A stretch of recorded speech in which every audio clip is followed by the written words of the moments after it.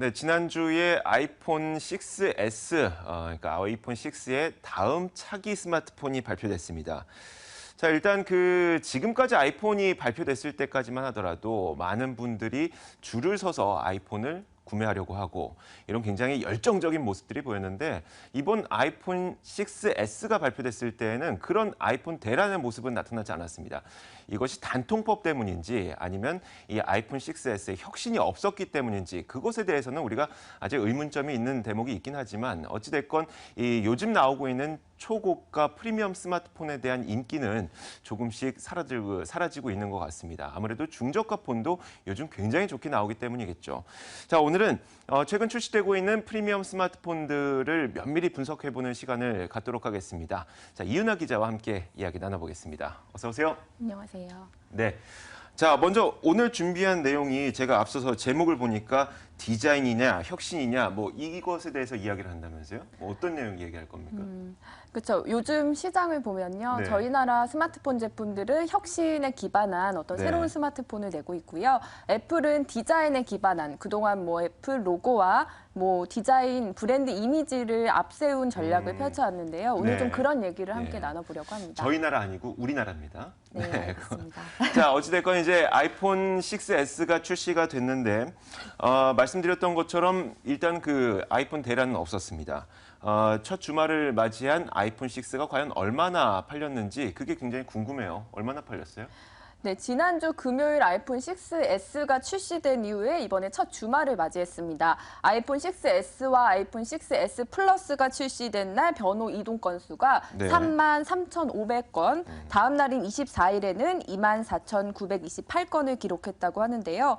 아이폰 6S 출시 효과로 10월 평균 이동 건수에 비해 2배가량 늘어난 수치입니다. 하지만 앞서 얘기하셨던 대로 업계에서 예상했던 지난해와 같은 대란은 볼 수 없었는데요. 지난 토요일 구로동에 위치한 한 휴대폰 6톤점을 네. 한번 찾아가 보니 하루 개통수가 4건 정도에 그치는 등 지난해와는 좀 다른 분위기가 펼쳐지고 있더라고요. 실제로 제가 그 출신 날에도 명동 네. 직영점을 가봤는데 줄이 그전에 아이폰 6에 비해서 5분의 1 수준으로 줄었습니다. 애플 프리세비 측에서는 네. 온라인 예약 판매를 이번에 처음으로 받기 시작해서 네. 이렇게 조금 분산됐고 온라인 쪽으로 분산되면서 이제 줄이 조금 줄었다고 표현을 하긴 했었는데 아무래도 기존 이 제품은 네. 사실 숫자가 바뀌는 제품이 아니라 S로 이렇게 네. 보완되는 제품이잖아요. 네. 그렇다 보니까 이제 그 전보다 혁신이 좀 줄었다는 비판을 받았던 것도 사실이고 또 아무래도 고가인 가격이 조금 한몫을 했던 것으로 보입니다. 고가의 가격이요? 어느 정도 가격이었길래요? 아이폰 6가 출시됐을 당시보다 이번에 평균적으로 6S 제품을 보면요. 한 10만 원 가량 올랐습니다. 그렇게 해서 하면 우리나라 업체들과 좀 비교를 해보면 네. 사실 국내 업체들은 최고 사양으로 계속 스마트폰을 높이고 있는데 네. 중저가 제품을 찾는 소비자들 때문에 가격을 많이 낮춘 상황이거든요. 맞아요. 이렇게 실제로 보면 뒤로 여기 나오고 있는데요. 네. 64GB로 같이 한번 비교를 해봤어요. 네. 아이폰 6S와 갤럭시 노트 5 V10 가격입니다. 이렇게 비교를 해보면 지원금까지 해서 이번 또 6S의 지원금이 전년도에는 25만 원 정도가 실렸는데 네. 이번에 반값밖에 안 실렸어요. 네. 그러다 보니까 최대 V10과 아이폰 6S 같은 64GB가 이렇게 30만 원까지 차이가 나는 출고가가 상황이 99만 9,900원이라고 하는데 100만 원대가 아니네요. 네. 90만 거의 원대로 살 수 100만 원, 있습니다. 이렇게 네, 홍보를 네. 할 수 있겠지만 결국 100만 원과 100원밖에 차이 안 나고 거기에다가 지원금도 굉장히 적게 책정이 됐고 그렇죠. 지원금만 해도 거의 우리나라 스마트폰들이 2배 이상 지금 더 네. 높게 받고 있어요. 이러다 보니까 소비자 입장에선 사실 부담스러울 수밖에 없는 그렇죠. 가격이죠. 네. 실제로 좀 소비자들 만나봤거든요. 네. 소비자 인터뷰 한번 보시겠습니다. 사실 저희 이제 소비자 입장에서는 굉장히 큰 가격이죠. 아이폰 같은 경우에는 다른 나라 가서 이제 구매를 할 경우에는 굉장히 저렴하다고 들었거든요. 근데 좀 터무니없이 한국에선 좀 비싼 거 아닌가라는 생각이 드네요. 네. 그런 거 좀 보면 많이 비싸기는 하죠. 다른 게 막 기능적인 면에서나 이런 거에서 많이 달라지거나 이런 거는 없는 것 같은데 점점 가격은 오르고 약간 부담이 되기는 해요. 네, 저희가 뭐 아이폰을 구매하시는 모든 그 소비자의 이야기를 종합해 본 건 아니지만 지금 인터뷰에서 봤던 것처럼 많은 그 아이폰을 구매를 하시려고 하시는 그런 소비자들의 평가가 그렇게 큰 혁신이 없었음에도 불구하고 가격은 너무 차이가 많이 난다. 이런 이야기가 많이 나오고 있는 것 같습니다. 아무래도 근데 이번에 이렇게 가격이 높게 책정된 것이 아이폰, 그러니까 애플 회사 자체에서 가격을 높게 책정한 것보다는 환율의 효과도 좀 작용할 수밖에 없겠죠. 맞습니다. 실제로 좀 보면 우리나라 출고가가 사실 미국 출고가랑 비교해서 막 높아진 게 아니에요. 네.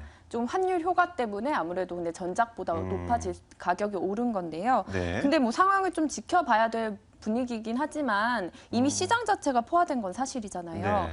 우리나라 업체들은 그 왜 중국 중저가 폰에 좀 치이고 이러면서 맞아요. 네. 고가 프리미엄 폰 전략을 좀 수정하는 추세입니다. 그래서 조금 가격을 낮춰서 좀 네. 더 많이 팔아서 많이 남기자. 사실 스마트폰 사업부가 양사 모두, 삼성, LG 모두 네. 좀 위기론이 대두되면서 뭐 인력 감축 얘기 솔직히 나오고 있고요. 예전보다는 많이 좀 인력이 축소되는 움직임을 계속 보이고 있거든요. 네. 그러다 보니까 아무래도 좀 예전과는 다른 좀 전략을 펼쳐야 되는 것 아니냐는 목소리가 높은 상황이고요. 네. 그런 가운데 우리나라 제품들이 좀 특징을 보면요. 예전과는 달리 좀 혁신 제품으로 맞불을 그래요? 놓는 네. 모습을 보이고 있습니다. 어떤 혁신이요? 뭐 LG전자의 V10만 봐도 네. 사실 카메라 렌즈가 전면에 2개가 달려 있어요. 2개요. 80도, 120도 이렇게 2개의 카메라. 이쪽은 후면이고 요 앞에 요 전면 카메라가 2개인데요. 네. 그래서 LG전자가 홍보했던 게 우리는 셀카봉 없이도 셀카를 찍을 수 있다. 120도 넓은 화각으로 더 넓게 찍을 수 있다. 이 기자에게 매우 중요하죠. 네, 혹했습니다. 그 부분 때문에. 그러니까 그런 것도 사실은 세계 최초로 선보인 거거든요, LG전자가. 네. 그리고 사실 갤럭시 그 S6만 하더라도 네. 양면 엣지를 탑재했잖아요. 네. 양면 엣지도 우리나라가 사실 처음으로 선보인 거예요. 아. 이렇게 휘어진 화면을 내놓는 것도 사실 애플에서 보여줬던 그동안 행보와는 좀 다르게 하드웨어로 우린 이만큼 기술력이 있고 혁신을 보여줄 수 있다. 어떤 이런 자신감을 계속 보이고 네. 있는 것 같습니다. 사실 오늘 그 이야기를 처음 시작할 때 과연 디자인이냐 혁신이냐 어느 것이 이 앞으로의 프리미엄 스마트폰 시장을 이끌어갈 것이냐에 대한 이야기를 하기 위해서였는데 사실 좀 지금 이윤아 기자의 이야기를 들으면서 그 삼성의 갤럭시 스마트폰이 엣지의 디자인을 갖게 되면서 뭐 이게 기술 혁신이라는 이야기를 하시는 분들도 있었지만 많은 소비자들이 디자인이 많이 예뻐졌다라는 이야기를 하시는 것 같기도 해요. 근데 그 이윤아 기자가 먼저 초점을 맞췄던 부분은 아이폰 쪽의 디자인이 맞춰져 있고 그리고 우리나라 스마트폰 쪽에는 좀 기술 혁신 쪽에 초점이 맞춰져 있는 그런 뉘앙스로 얘기하고 있긴 하지만 우리나라 스마트폰들은 지금 이런 추세를 본다면은 디자인뿐만 아니라 혁신까지 갖춰가고 있는 그런 추세인 것 맞습니다. 같습니다. 네. 거기다가 지원금까지 더 받으면 훨씬 더 저렴한 구매까지 네. 가능하고요. 자, 지금까지 좀 V10에 대한 이야기를 해봤는데 V10 말고 다른 프리미엄 스마트폰의 어떤 스펙도 좀 비교해 주실까요? 삼성전자 앞서 얘기 드렸지만 네. 엣지 디스플레이가 있고 최근에 정말 가장 주목받았던 게 삼성페이였습니다. 네. 그 삼성페이가 2달 만에 하루 결제 건수만 10만 건, 누적 가입자는 100만 명, 누적 결제 금액은 1,000억 원 이상을 기록하면서 사용자를 넓히고 있는데요. 실제 미국에 출시한 이후에 미국에서도 애플페이보다 훨씬 낫다는 호평이 이어지고 네. 있다고 합니다. 그렇게 삼성전자의 어떤 성공적인 서비스로 삼성페이가 자리 잡고 있는 것 같습니다. 네, 알겠습니다. 자, 정말 그 삼성페이 사용해 보신 분들의 이야기를 들어보면 정말 편하다. 물론 애플페이도 편할 수는 있겠지만 아직까지는 현실화되어 있지 않기 때문에 우리나라에서 좀 그런 평가를 많이 받고 있는 것 같습니다. 자, 그런데 이제는 내년이 더 문제가 되는 것 같습니다. 물론 지금까지 뭐 스펙이나 이런 거는 이 국내 스마트폰들이 조금 더 앞서 나가는 것 같아요. 소비자 입장에서 봤을 때는. 그런데 그래도 중저가 스마트폰이라든지 이런 것들을 좀 더 추월이 아니죠. 중저가 스마트폰을 제치고 더 잘 나가기 위해서는 내년에 어떤 노력을 해야 될 것 같은데 어떤 노력들을 하고 있을까요? 네, 맞습니다. 그동안 사실 애플과 우리나라 업체들은 고가 프리미엄 고가 전략을 비슷하게 펼쳐왔던 게 사실이에요. 근데 이번에 처음으로 아까 얘기했던 대로 프리미엄 스마트폰에서 가격을 우리나라가 인하하면서 정반대 행보를 보이고 있습니다. 사실 프리미엄 핸드폰 가격이 그렇게 내려가면 중저가 스마트폰도 같이 떨어질 수밖에 없거든요. 그렇죠. 그러니까 아무래도 뭐 박리담회, 이유는 조금 남기더라도 더 넓은 소비자를 확보하겠다. 어떤 이런 전략을 펼치고 있는 거고요. 시장에서 어쨌든 승리를 하려면 그렇게 많이 팔아야 되는 게 맞으니까 우선 전략을 계속 수정하는 모습을 보이고 있고 다음 그 스마트폰 혁신으로 또 꼽히는 게 폴더블 스마트폰이거든요. 네. 이렇게 접히는 스마트폰. 이제 네. 우리나라 업체들이 뭐 삼성 디스플레이, LG 디스플레이 모두 그 접히는 스마트폰 개발에 지금 힘쓰고 있어요. 네. 그 다음 혁신도 미리 이렇게 준비하는 모습을 보이고 있습니다.